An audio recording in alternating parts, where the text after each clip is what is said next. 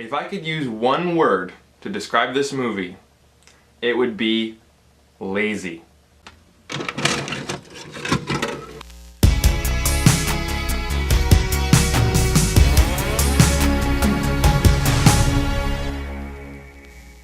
Hello everybody, my name is Brandon, aka the BrandoCritic, and today we're discussing Night and Day. And before I start this review, I just want to say if you guys like talking about movies, then definitely hit that subscribe button, because that's what we do here. And it will mean a great deal to me, so thank you so much for doing that. Now, on to the review. So over the last couple of months, I've been on a real Tom Cruise kick. I've watched all the Mission Impossibles, I've watched Jerry Maguire, Vanilla Sky. You know, for some reason I'm just in a big Tom Cruise mood. You know, he's one of my favorite actors, and he's just has this charisma about him that I want to watch most of his movies that I haven't seen. One of them being Night and Day. I remember seeing the trailer when this came out and I thought, you know what, this sounds like a fun movie, right? It probably won't be the best movie in the world, it won't be Mission Impossible Fallout, but you know what, hey, on a Monday night after my new job and I want to relax, this sounds like a good movie to try. But this film was lazy. It was very, very lazy, and that's for two reasons. The first reason is, I'm not a big fan of when movies will just throw you right into something and just keep the story going without telling you much, like, okay, well, who is this guy? What's he doing? Why is he doing these things? And it's fine when it's like a suspense thriller when, you know, you're constantly questioning things, you're like, what's this, what's happening? And then they slowly start dishing out the information. But then about halfway through the movie, you know, Tom Cruise and Cameron Diaz are talking and then he goes, well, the reason why this is all happening is because A, I did this. The bad guy's motivation is this, and we're gonna be doing this, so that the next character can't do this. Okay, ready for it? Next scene. And then some more stuff happens. And then you're like, well, what's gonna happen now? Like, why is this stuff happening? Like, I'm so confused. Well, this. The bad guy wants this. He's thinking this. And then we're gonna do this, and this. It kind of reminds me of like an elementary school book where it's just like, the big bad wolf was thinking this, so he did this. And it's like, you don't actually show the characters doing these things, or you don't show characters wanting things or doing certain things to help develop the story and develop their character. You're simply told about them, right? I don't know who the bad guy was, I didn't know what he wanted or what was going on really about the whole plot, except for one scene where Tom Cruise just told it to me. And that was about 45 minutes in. And by that time, I just didn't really care that much because, two, another thing that's pretty lazy about this movie is that, you know, Tom Cruise is like the secret agent, right? He knows all these badass moves, he can fight a bunch of people, he can drive cars, he can, you know, he can do the Tom Cruise things, right? And in this movie, the action scenes are enjoyable.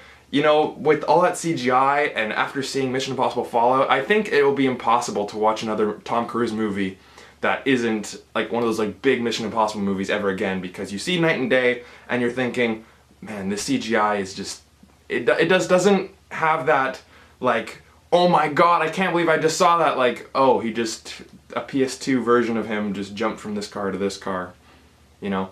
So, great, he's an action star. However, Cameron Diaz is not an action star, and it's played for laughs, and you know, you do get some laughs in like the first scene when he's on the plane and he kills the pilots and he kills everyone on board. However, when he has to try to get her out of a sticky situation, he just drugs her, and then she will just wake up in her house and not know anything. Like, how did she get there? How'd she get into these clothes? And you know, what's happening, right? The first time that it happens, it's funny. However, they do it 3 more times. Twice or 3 more times, but again, they try to play it up for laughs, but then it just seems lazy. Okay, we have Tom Cruise, we have Cameron Diaz in this warehouse, and all these bad guys are shooting at them. How do we get them out of this situation? Then the screenwriter's like, oh, I can't find a clever way to do this. Oh, we're just gonna drug her again, and then you just see kind of like some like woo, and you just kind of see like through like her eyes, and you know, it's kind of like blurry, but then you see like certain things, and you see Tom Cruise on a boat, so it's like, yeah, we're almost there. Like, okay, now we're on an island now? Oh, but it doesn't really matter how they got there because Tom Cruise drugged Cameron Diaz and now they're in this totally different location. And then he does it again, and then oh, they're on the Orient Express in Austria.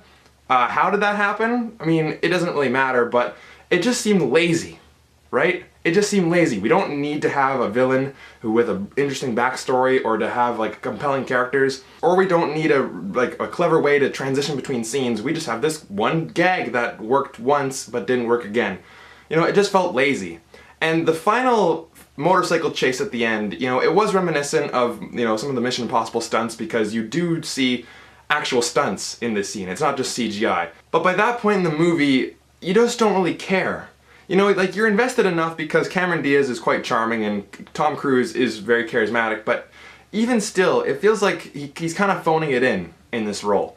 So, you know, I like James Mangold, I like what he did with Logan. It entertained me for about an hour and a half, and then I'm like, okay, the movie's over now, right? Oh crap, it's still going. And I'm like, you know what, I'm kind of done with it. I can just turn it off now. Like, it entertained me a little bit, but again, I'm not really feeling it because of those two reasons. And for those two reasons, I give this film a 2 out of 5. It was okay. It had some cool moments, you know, it put a smile on my face a couple times, but it just kind of boring, kind of lackluster, kind of mediocre, and like I said many times, this film feels lazy. There are definitely better movies to watch with Tom Cruise in it. So anyways guys, did you see Night and Day? If you did, let me know in the comment section down below and tell me what you thought of it, and also tell me what is your favorite Tom Cruise movie. I'd love to know. And like I said before, definitely hit that like and subscribe button, and thank you so much for watching. Take care.